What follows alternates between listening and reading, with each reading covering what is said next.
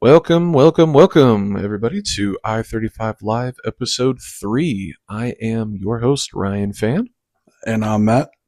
and today we're talking about, really, everything else.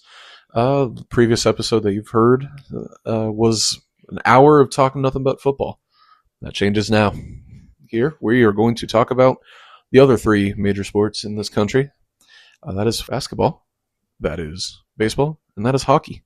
Matt, where would you like to start first? You know, man, because we are in the heart of the playoffs, why don't we start with baseball?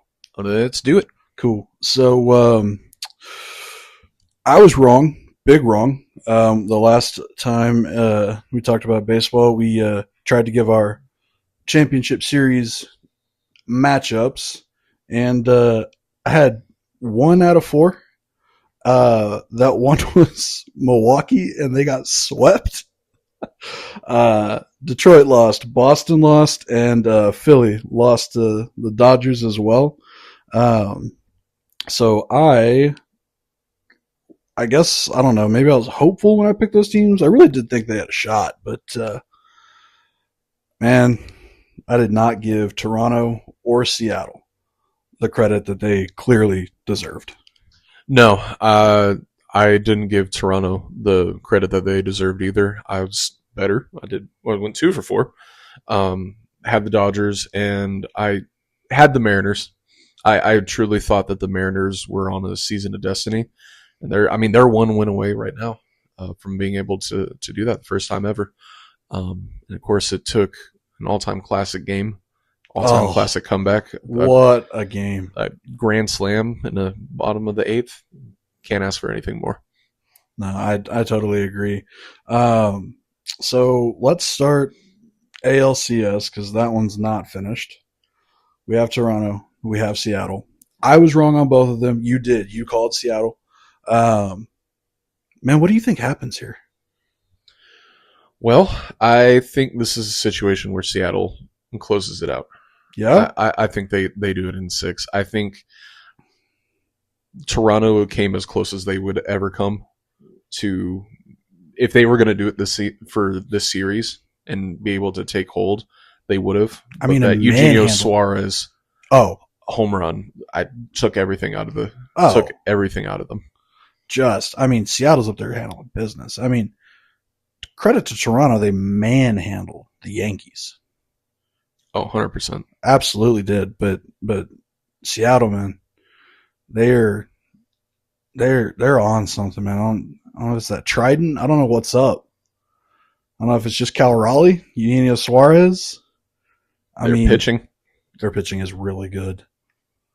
Yeah, I think it was good for Toronto to have Bo Bichette back and have him come in and be an extra spark for them. But at the end of the day, it didn't really matter. Yeah, you don't think they can push it to 7? I believe they're favorited to win this next one, but I think it's time. I think it's time for Seattle to do it. I can see that happening if, let's say, Toronto wins. Right, I don't have it in front of me. Game 7's where? It would be in Toronto. It would be in Toronto. I think even then, I think if Toronto does something tomorrow, we're recording this on a Saturday, they play on Sunday. I think even if Toronto does something tomorrow, I think Seattle still gets the better of them.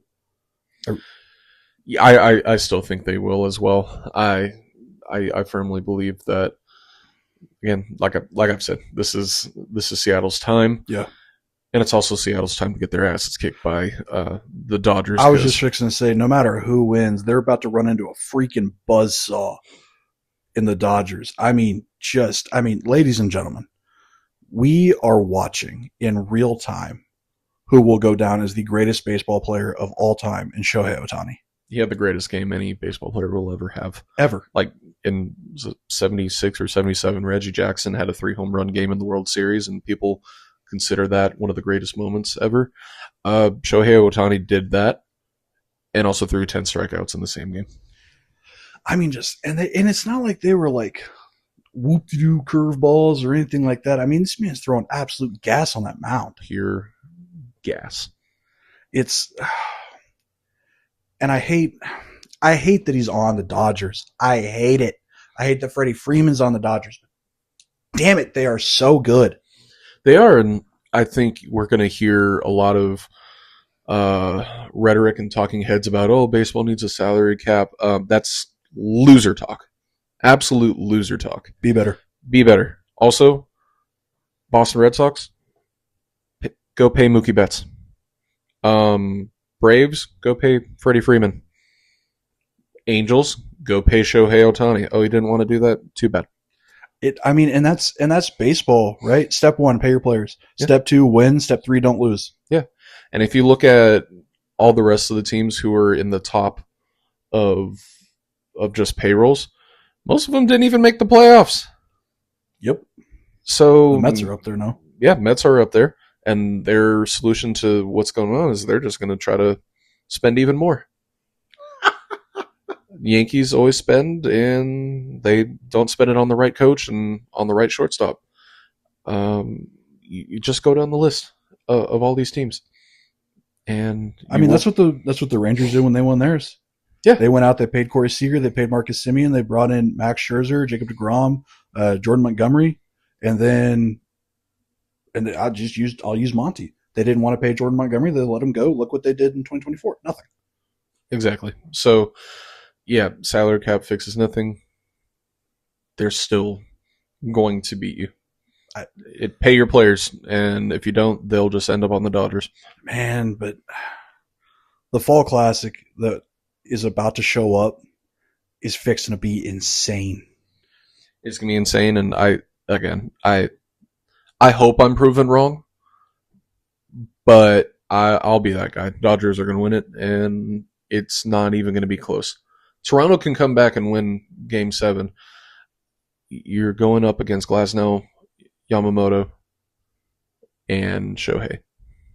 Those are the 3 pitchers you're going to have to face. You think it's a sweep? Sweep. You think it's a sweep? You think it's a World Series sweep for the Dodgers? Sweep. Nah, I'm going to say the Dodgers win in 6. No chance. They might give them a gentleman sweep and maybe the first one. Yeah, maybe give Seattle like Game 3 or it's nice to see a home win, and then Glasnow will just show up and shove. And Blake Snell. Hey, 2 other people I just mentioned. You want to just keep naming players? Yeah. I mean, hey, Tampa Bay, go pay Glasnow. Go pay Snell. Oh, you don't want to? Well, they're just going to end up on the Dodgers. Okay. Man, I'll be honest. Even if it is a sweep, how can you not love baseball? It brings, when baseball's at its best, it's as good as it gets. It is. So I have no ill will to whatever happens this year. I got what I wanted. Astros didn't make it, so I'm fine. No, they didn't. God, I was so happy. But yeah, no. The fact that we got to see a playoff game where the greatest, who will go down as the greatest to ever do it, had the greatest game anyone has ever played. Yeah, that's all I could ask for. Let me tell you why I think it goes 6 games. I think no matter if it's Toronto or Seattle, I think 2 games will be a pitcher's duel. And I think that's where the ALCS team can win in a pitcher's duel. I think the 4 that the Dodgers will win will be dog walk games. I think you'll have 3-4 homers from the Dodgers. I think they win handily by anywhere from 3 to 6 runs. But I think there will be at least 2 pitcher's duels. And I think that's where the ALCS teams can eke out their wins. I could see that, but we've also watched the Dodgers win those pitchers duels. We have. You are correct. They got more guys. I mean, your eighth hitter is Kike Hernandez. Oh, I know. Oh my god! Like, he has so much playoff experience, and that's the thing. You have guys, but you have guys who have been there and done it. And you have guys on that team that you just want to root for. I just hate that it's the Dodgers because I love Freddie Freeman. I love Shohei. How can you hate Kike Hernandez? Teoscar Hernandez. Like, I mean, it's it's a Max Muncy. just keep going. How many you got? Rattle them off. I can. I'd have to keep thinking about it, but all I can think about, I still have Shohei just hitting that second home run over the roof awning there in right field. The pop, the ball comes off that bat is so fast. No one has that kind of sound.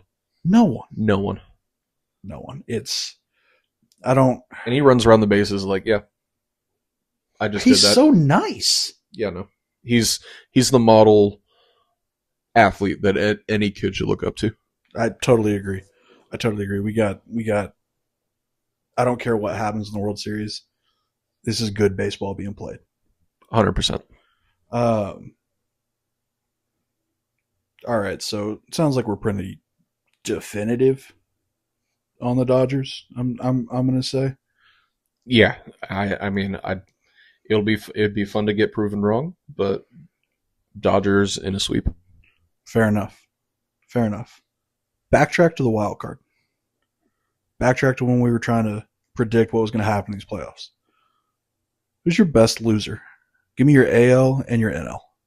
Who's your best loser right now? Like, what do you mean? Like teams that have lost, right? Like they made the playoffs and then they lost in the playoffs, right? Like Milwaukee just got swept. You can pick them. And then any other team that got eliminated. I'll give you mine. Cubs and Tigers. I think those are the two best teams that have got eliminated. I would choose the Cubs over the Tigers in that, just because the Cubs hitting failed them at the end, but they still have just a load of talent. I would be hesitant with the Tigers just because that the fact that they even won their wild card matchup. You think? Is a miracle. The really? way that their season, they were 9 games ahead. I know. On September, was it September 11th? Yeah, you're right. And they blew it.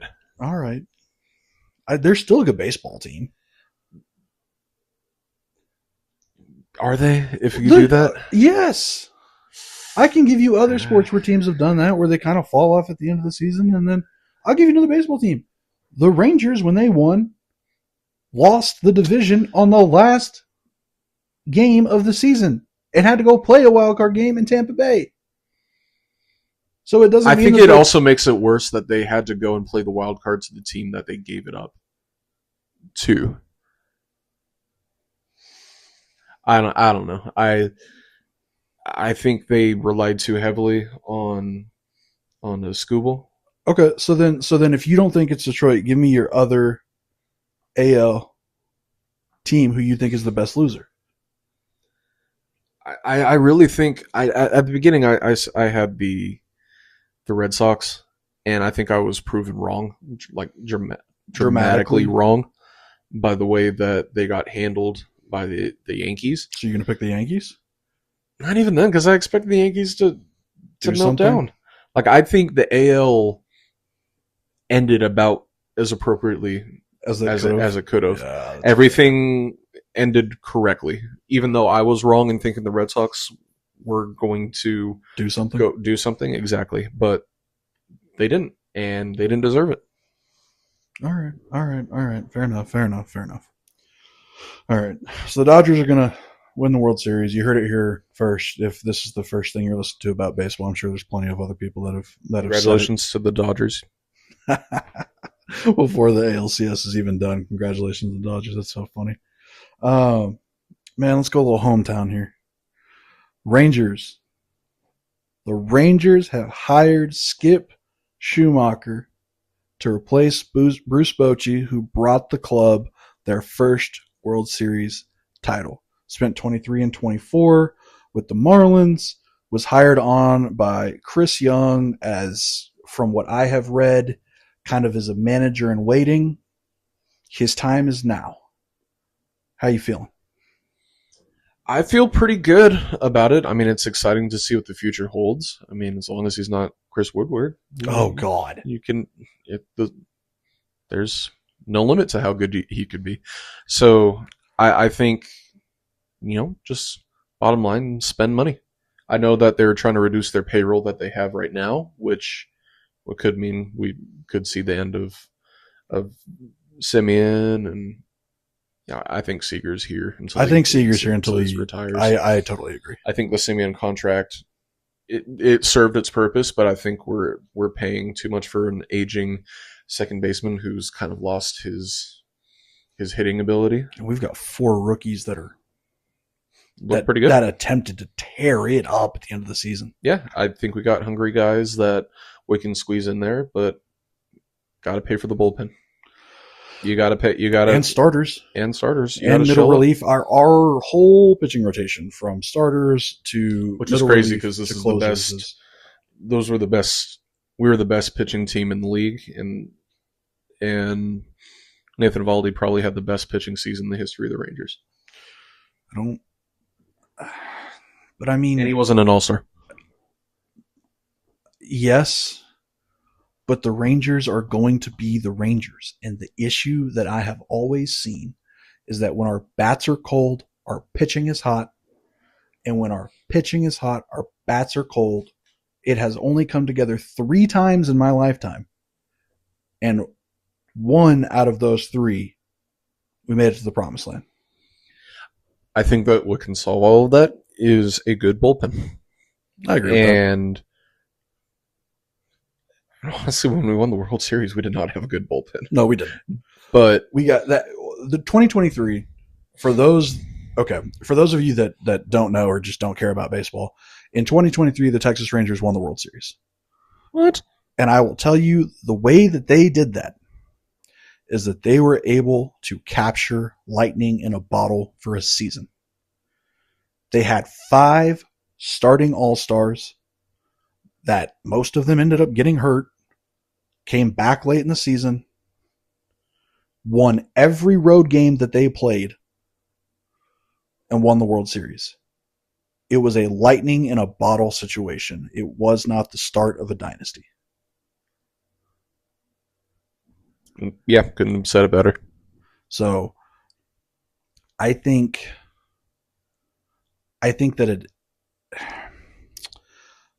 that when we make this manager change, I think if Skip and CY can do something kind of groundwork with these rookies, pay the bullpen, and maybe start developing some guys in the minor leagues, we can get to where we are consistently good and consistently performing and don't have to catch lightning in a bottle. Yeah, absolutely. I think if you can continue to develop those young guys, I think the sky's the limit. Yeah, I totally agree. Any final thoughts on baseball other than Dodgers in 4? I'm excited to see what this new manager has to offer with the Rangers, but yeah, season's going to be over pretty quickly. It is. It will be over shortly, but hey, Fall Classic, cold baseball. It's the only time you see those just dope baseball jackets that they all get to wear. Those like quarter zips and those pullovers and stuff and all those hoodies. Because like you're not wearing that stuff in July. You could. Well, sure, you could, but I mean, we live in Texas. We can't. You could. You're going to wear a hoodie in the middle of July in Texas? You could. Yeah, I know you can. Everyone's got free will.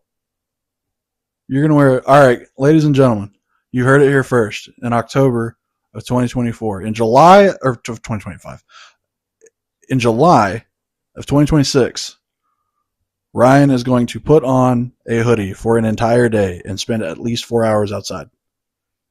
Sure, why not? Oh, man. Hey, on Tuesday, I went to the Stars home opener. I heard it was a beatdown. It was, it was a fun game to watch. We got there early, did the green carpet walk, saw the new coaching staff, got to see all the players. It's just really cool to see them. It's funny. It's cool to see them without pads because they're so much smaller. And I never realized, like, obviously skates add inches on their height. Obviously, shoulder pads and helmets going to make them look bigger than what they are. Like, everybody knows that. But, like, just seeing them in person, it's, I don't know, man. It's a cool fan experience. I'm really glad that we do stuff like that.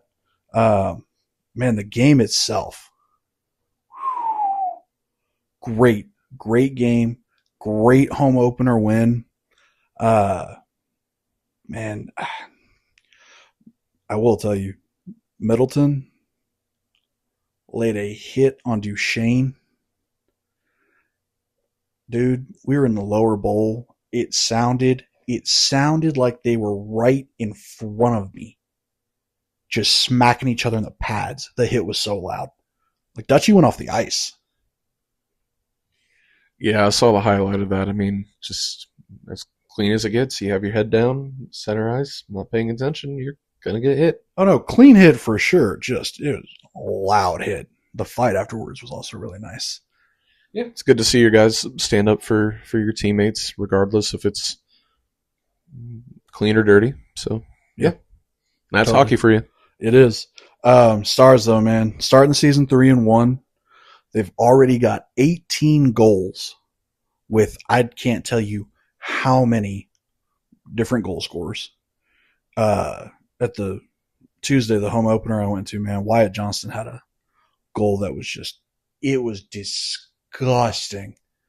Oh my God, it was so pretty.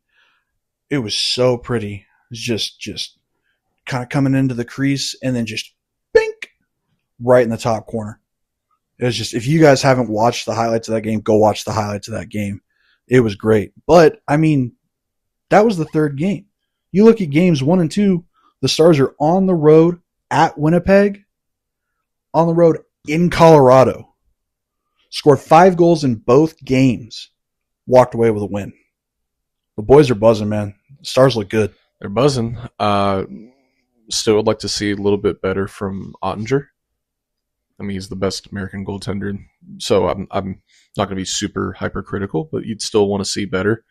You'd still want to see, even when the game gets away from the opponent, like game 1, it's the first game of the season. Who cares in the grand scheme of things? But right.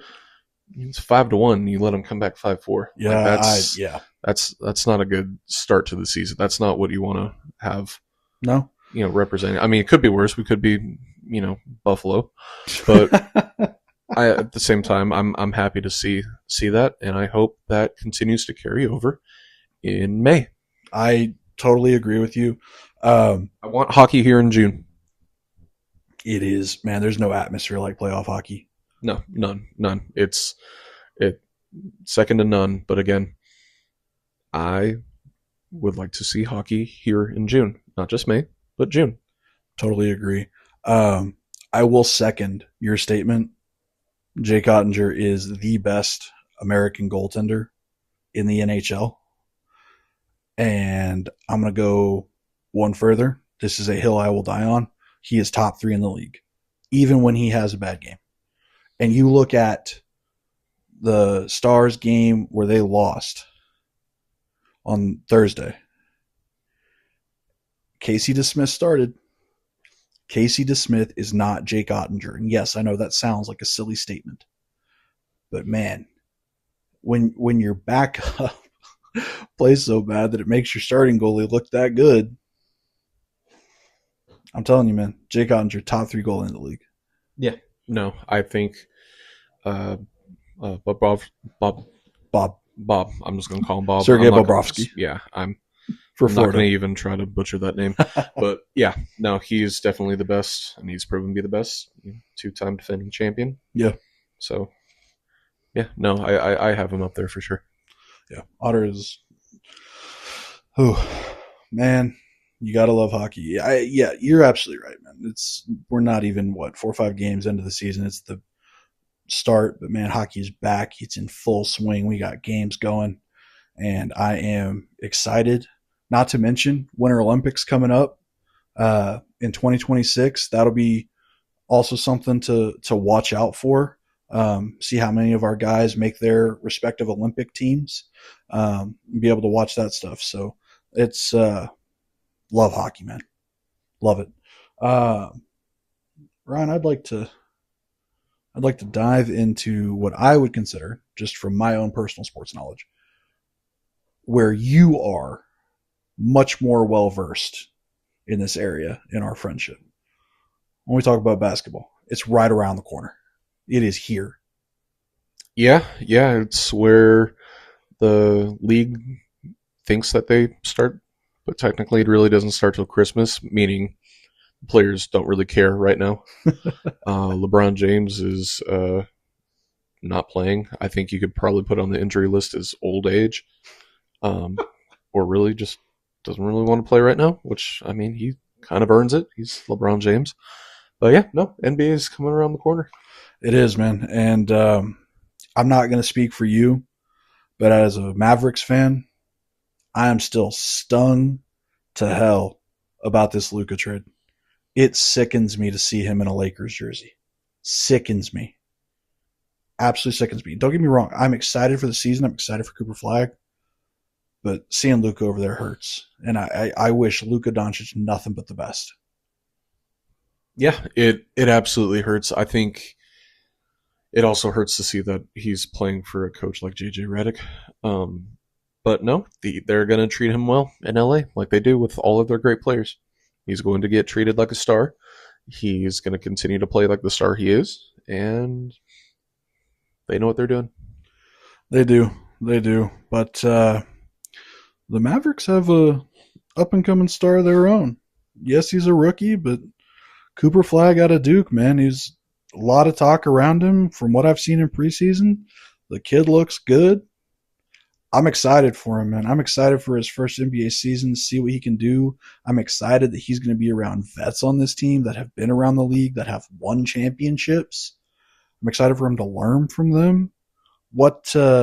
Give me your thoughts on Cooper Flag, and then after that, I also want your thoughts on, can this Mavericks team stay healthy throughout this season? Because you've got Kyrie, you've got Anthony Davis, and you've got Klay Thompson, who, 5-10 years ago, I mean, they're still massive names, but back then, you had those three on the same team. I mean, that's insane. But now you've gone through injuries. They're getting older. They're getting up there in age. So tell me about Cooper Flag for you. Tell me about the team. Yeah, so I think Cooper Flag, I mean, he was coming out of Duke, and even when he was in high school in Maine, was going to be the consensus number one pick. How the fact that the Mavericks even ended up with that is pure stupid luck. But at any rate, he's here in Dallas, and hopefully we'll treat him well. I think you hit the nail on the head that he's going to have a vet like Anthony Davis to play alongside. They play similar position where they can go in and, yes, they can score around the hoop, but they also have a good outside game. So, learning the ins and outs of the NBA schedule and just kind of NBA day-to-day play, having a guy like Anthony Davis will be phenomenal for him. And also having Klay Thompson around, which, the greatest, top two greatest shooter ever in the NBA. So half of the Splash Brothers. Exactly. And Klay Thompson seems to be happy here, so I'll be happy to have him here as well. To your question on how well they can do if they got healthy or stayed healthy, I mean, we have an advantage over teams outside of maybe Houston, where our advantage is in the height. Cooper Flag's a tall dude. You have Anthony Davis, who's 7 feet. Derek Lively, who's a young, promising center. You have Luke Gafford, who's a very good center in his own right. You got height, but again, Anthony Davis is made of glass. The fact that he's able to put on his jersey and put on his pants without, breaking something is a miracle. I mean, you're also not going to have Kyrie Irving until after the All-Star break. Right. So how you can jockey for position there is going to be interesting. I think the West is incredibly deep. I mean, Houston is building a good collection of players out there. Of course, OKC is the defending champion. It seems like they have young talent galore. Um, Denver has probably the greatest center we've ever seen since Shaq. Yeah. Um, and if he could win and win an MVP this year and win another championship, he's going to be top 10 greatest player of all time. Yeah. Yeah, no, of course you can't count out the Lakers, can't count out Minnesota. Um, Memphis still can be frisky.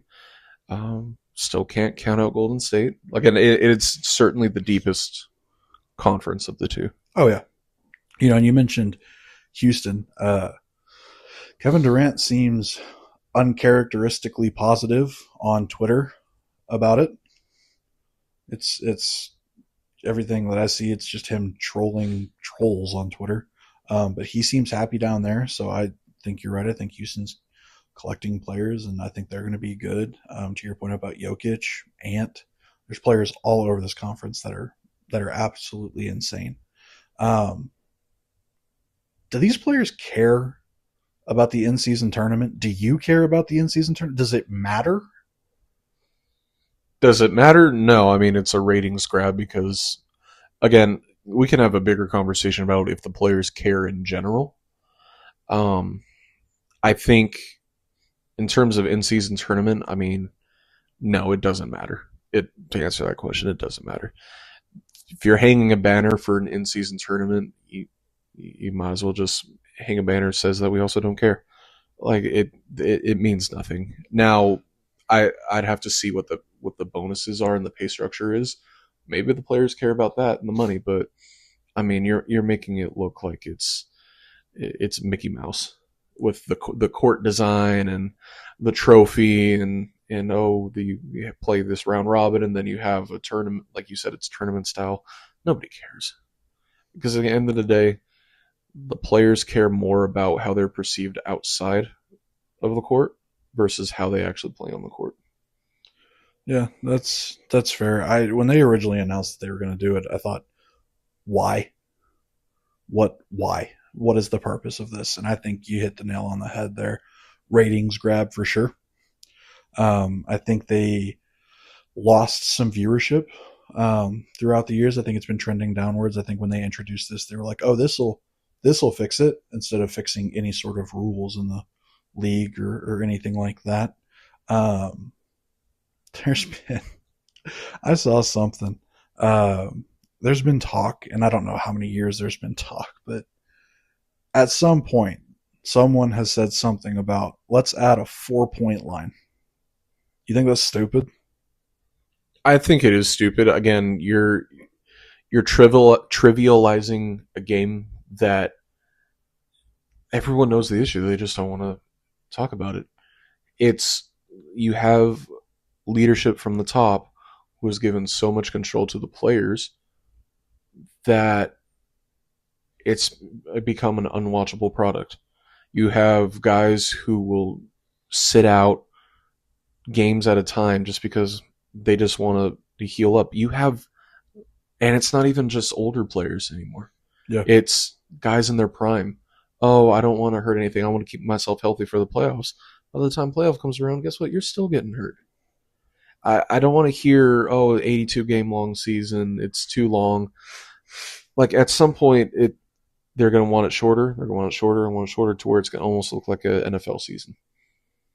So if I became omnipotent and I handed you the keys to the castle and I said, Ryan, here you go. You're the commissioner of the NBA.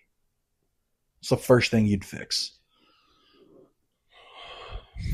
I mean, the first thing I'd fix is figuring out a way that we can get the players to care about the game. And I think really it's not even something the NBA can fix. You have guys, it starts in AAU. It starts in, back in the day, it meant something to be good at basketball or to be the guy. Like ball is life. If you had a mixtape, that means you were someone. Now anybody can just put a camera in front of you in the AAU circuit and you look at some of the horror stories and just how poor the league is, and then you have, or just how the development is all the way up, and you see ex NBA players and you see pundits want to sit there and talk about how the European game, we can't have a European be, the figurehead. Well, they're playing it right. They know how to play the game.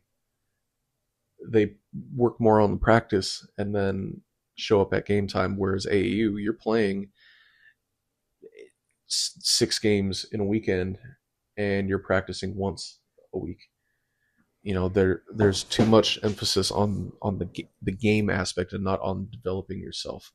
And then when you're told, oh, you're great and you're great because you can put up highlights, then you show up in college and you're told you're great, and you play for A year.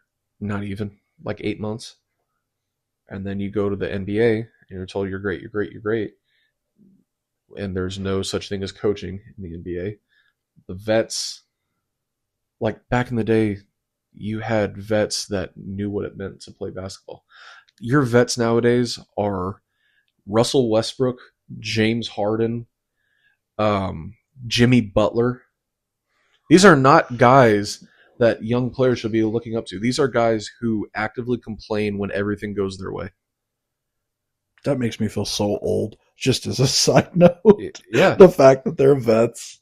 yeah, but it's the truth, and it's something that's been going on for a long time now, and people just don't want to address it.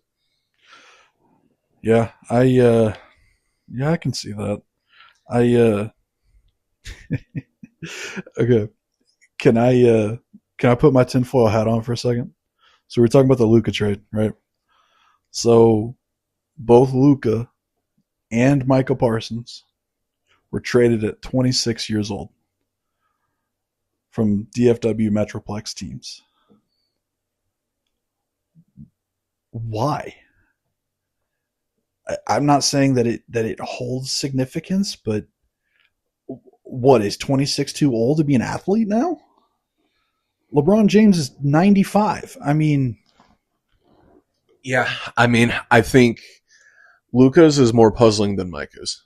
Micah, he wanted what Jerry Jones perceived as too much, and I think the way he went about it was a little bit trickier. I think they could have gotten everything done, whether he got traded or got signed back in February, but from what I understand, again, we can go on a whole another tangent about how Jerry Jones operates. yeah. But, Jerry Jones likes to work with the player. Micah wanted to work with the agent, and then also interjected, and it got confusing there. Luka, I think Luka just wanted to do things his way, which worked. He's not going to be the guy who's going to be fully in shape. He's going to play his way. His one downfall is he didn't want to play defense, or didn't value it as much as it should have been valued in the eyes of management. But it doesn't mean he's lazy, and doesn't mean that you should give him up for pennies on the dollar to your friend, and satisfy your little Kobe fetish that you have. And it was the Lakers. Yeah, that's what I'm saying. It satisfied that desire to have all things Kobe in your life. But yeah, no, it still bothers me that Luka isn't around. It killed any love that I had, any remaining love that I had for the Mavericks. Yeah, one guy can truly ruin your outlook on a sport. So do you think you won't? You don't think you'll cheer for the? Like, I'm not over the trade, but like I'm not gonna. It's not gonna go be a Lakers fan. No, I'm not saying that. I mean, I'll be more of just A player fan than a player fan. Like I've always been a Cade Cunningham fan. I love watching Jokic. I love watching Giannis, and I'll be watching. I love watching Ant. I love watching Ant. I love watching Cooper Flag, and once Tyrese Halliburton gets healthy again, just he's got that old school feel to him. Oh, he does, man. He's got that Reggie Miller, and it's fitting that he plays for the Pacers. If he doesn't get hurt, they win. The Pacers win that. Yeah, 100%, like hands down, 1,000%. Okay, but yeah, no, I'm really excited to see individual players. My love for the game was also predicated around Dirk Nowitzki, and when he retired in 2019, I think it kind of went downhill. It kind of went down, and whatever hope I still had was hanging on Luka and that team, and they just kind of broke it apart to satisfy a GM's ego. That's what it was for. Dude, you said Dirk. I've been seeing all over like Instagram and stuff these reels about how the 2011 run is hands down like the hardest and heaviest ring anyone has ever won. And I keep seeing it over and over again. The more I see it, dude, what Dirk and them did was freaking insane. Yeah. And I'll tell a personal story about that. I was a ball boy for the Mavericks from 2010 to 2013. And so I saw that firsthand. I was there for a majority of that playoff run and those games and got to be around the players. And the vibe was immaculate. Yeah. Down to Brian Cardinal and Deshaun Stevenson to Caron Butler and Brennan Haywood, everyone believed.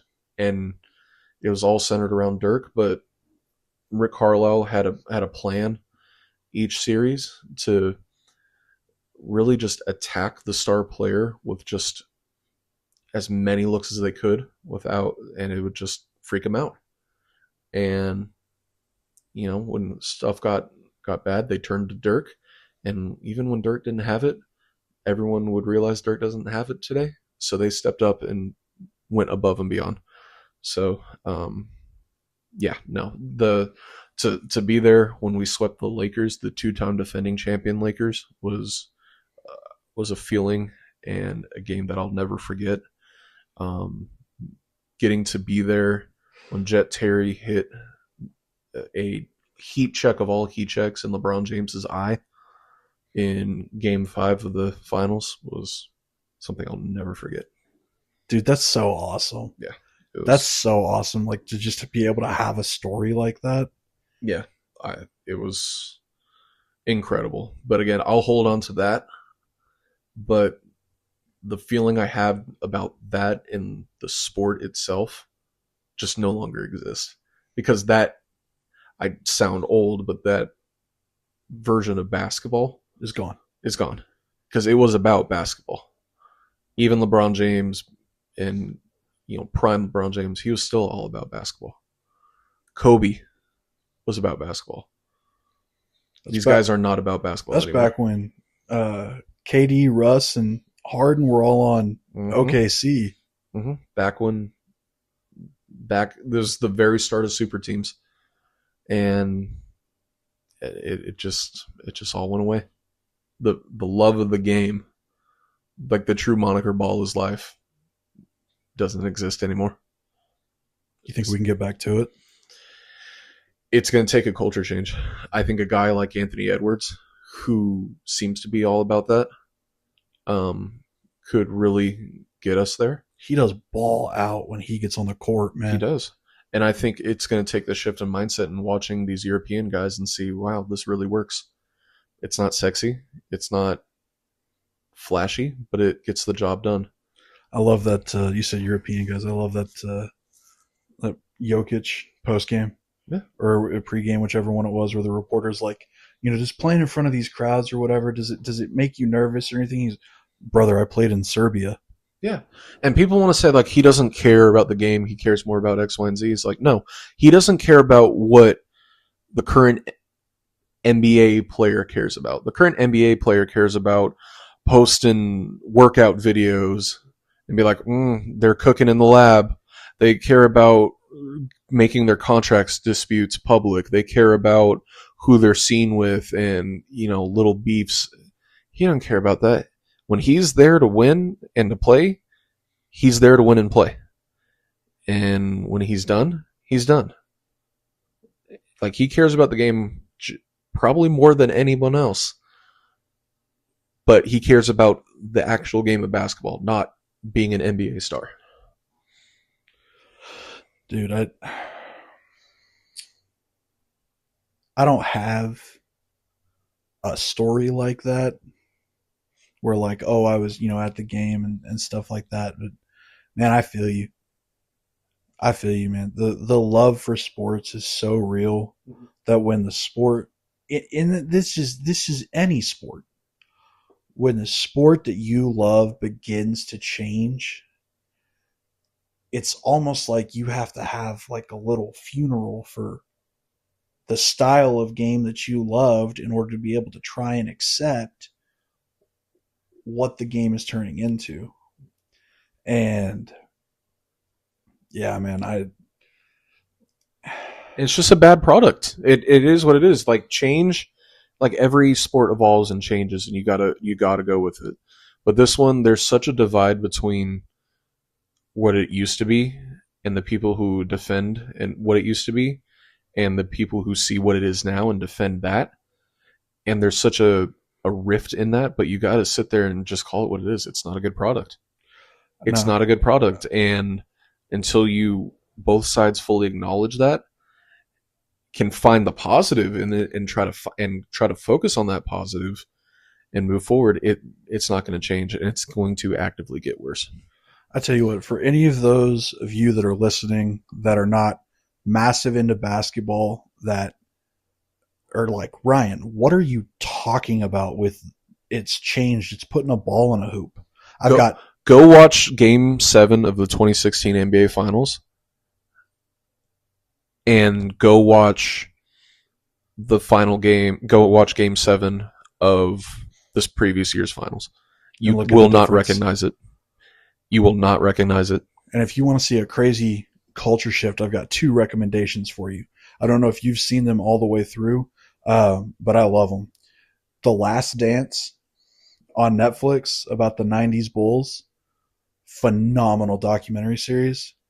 And then The Redeem Team, it's also on Netflix, talking about the USA basketball in the '08 Olympics.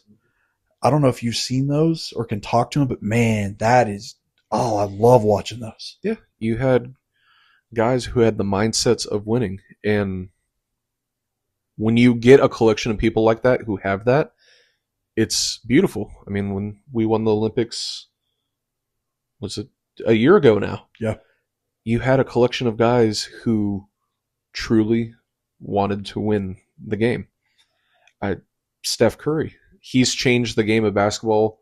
Honestly, I'll have the hot take, for the worse, but it's not his fault directly. He has a style of game that is easily repeatable, but the success is not repeatable. No.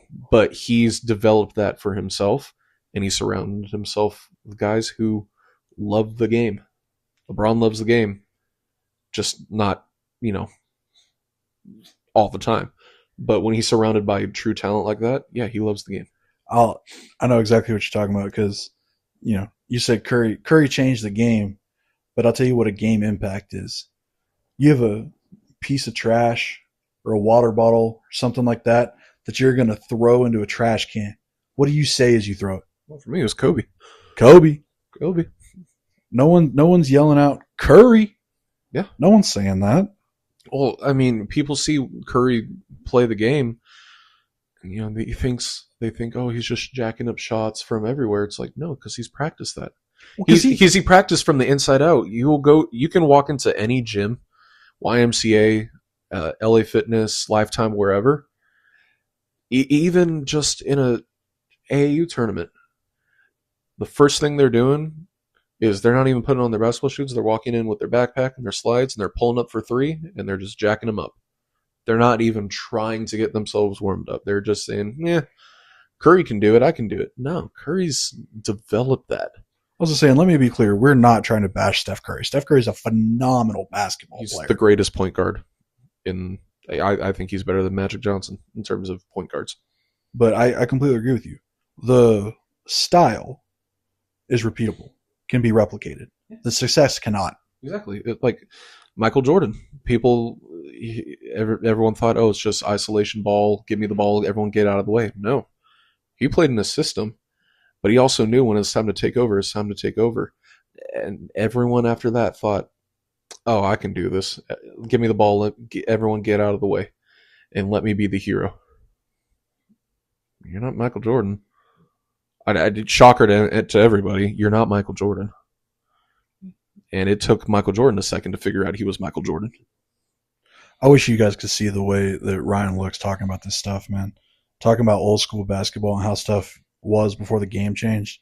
Yeah. He loves this stuff, man. Yeah, I love it. I want it to be back because when basketball is at its best, it's not football, but it's certainly the second best sport. It's just I don't think it'll ever get back to that because these are real hard conversations that and we can go on a tangent about how the media looks at the NBA and the hot take culture and again appeasing their own agendas and all that, but these are conversations that no one wants to have.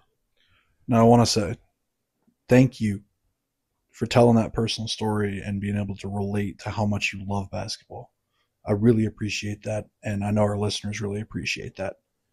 I say that to say I'm about to immediately disagree with you because I don't think basketball is the second best sport. So why don't we just go down and we'll take college football out of it. Yeah. Take the 4 major pro sports and rank them. As it currently stands? As it currently stands for you in your life. Because I definitely think I'm about to disagree with you hard. I mean, it's tough because there's the 1 and 2 are NFL and college. I'll put baseball,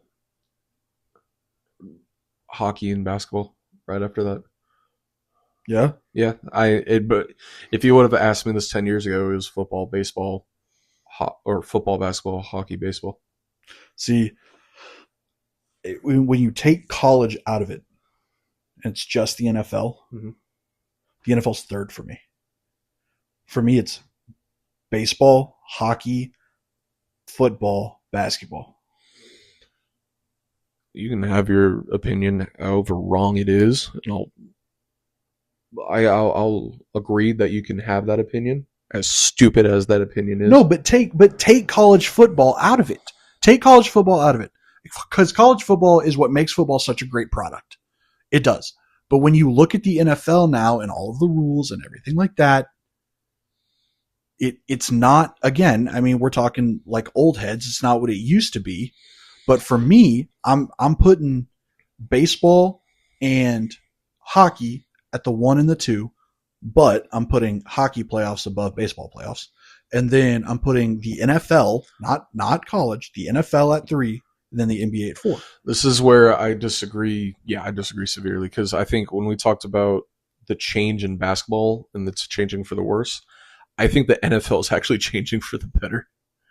So you like that new kickoff rule? That's fine and all. Like, again, the NFL has always been a league where they're going to favor offense and they're going to make sure everything works for the offense. It always has been. The sooner you accept that, the sooner it gets through. That being said, you still get the best version of football every single week. I'm not disagreeing with that. I'm just saying, me personally. Yeah, that's fine. I love baseball. Baseball guy. Yeah. I love hockey. I had one of my best friends. I've not been into hockey very long. I had one of my best friends get me into hockey in 2018. And I absolutely fell in love with it. And because it used to be baseball, football, basketball, hockey, because I didn't know anything about hockey. And my friend introduced me to hockey, and I fell in love with it so fast, it jumped 2 sports to the number 2 spot. Yeah, no, and again, you can have that opinion. It's wrong, but you can have that opinion. It's wrong. Really? 1,000%. Really? 1,000%. This is crazy. Sir, you literally live in Texas. And? You have 1 state, 1 team. We have an amazing hockey team. Where are you going with this? I love hockey as much as the next person, but I'm just messing. You know I'm messing. I know you're messing with me. But like, come on, man. Our team's the Dallas Cowboys. Like, you can see how that would start to slide a little bit. Yeah, but again, I think the product that is the NFL is so superior that even if you, I mean, there's still people that show up in Jets jerseys knowing they have no shot. I I mean, like valid. literally have never had a shot since before people landed on the moon. Yeah, but there was people walking around in Arizona Coyotes jerseys. I mean, now they're the Utah Mammoth. What, the 5 people? Okay, there was like 7. There's 7 million people in Jets jerseys. Yes, all right, fine, whatever. Or Browns jerseys. Or Okay. Jacksonville even. All right. They exist. I know. Okay, all right. Listen, we're going to have to agree to disagree here because I noticed you didn't say anything about me putting baseball first. But I don't, baseball. I mean, it's literally the Nationals pastime. Like, if anyone says baseball first, like, yeah, we'll agree.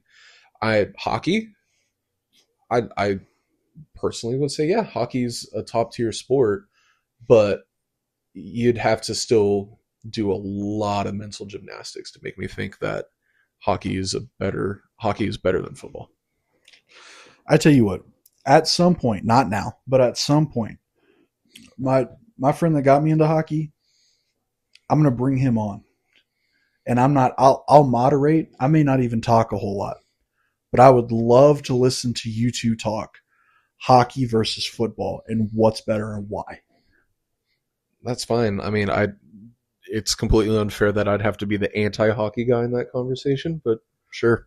But you're over here kind of being it now because you're the pro because you're trying to put football at 2. Football at 1. You're putting the NFL at 1? Yeah. NFL's king. Because let me just tell you, I think we can both agree with this because when you add college football back, college football is number 1 and hands down. There's no argument. Unless you're fixing to disagree with me, which would be an absolutely crazy take. I'd have to sit and think about that. I mean, the college, again, we're talking product as a whole. Yes. Yeah, I would actually put college over NFL. You have to.